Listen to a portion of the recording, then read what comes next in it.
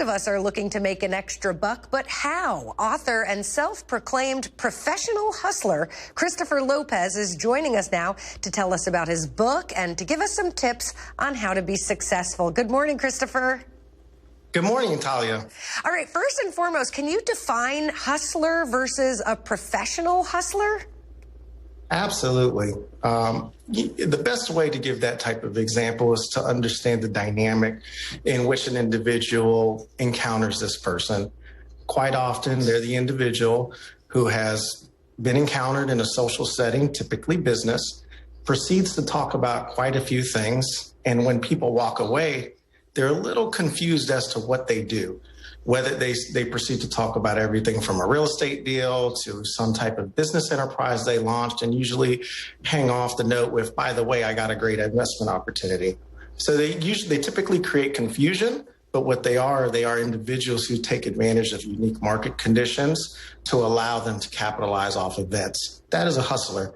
A professional hustler is an individual that has the same characteristics, but is usually someone like an attorney, an accountant, a project manager, or something to that effect. What's the difference between an entrepreneur, business owner, and a self-employed person?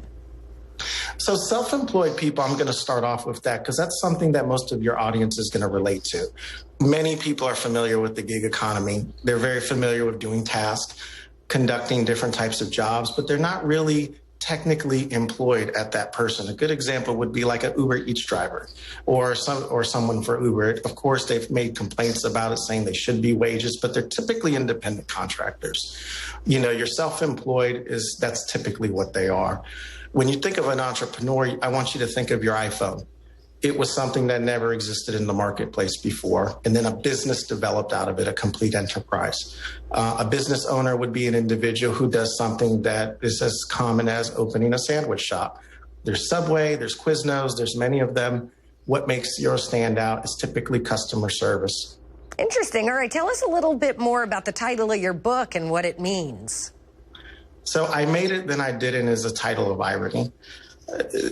To make it conventionally, most people are taught things on social media that are just not real life. And typically I got this concept and it was a very cathartic experience to me because if we define success by simply the ability to earn money, quite often I found many of myself and my peers felt that they were unsuccessful despite the fact that their earnings were very good. So I went into great depths and detail to explain how if we stop comparing ourselves to others and look at our own progress, we're quite often and ironically actually successful. I love that. It's already done. If we can just understand that message, you already have it, it's already done. I think there's a chance for success, right? 100%. All right, this has been very enlightening and insightful. Thank you, Christopher Lopez. We appreciate your time this morning. Thank you so much. Thank you for having me. And we'll be right back.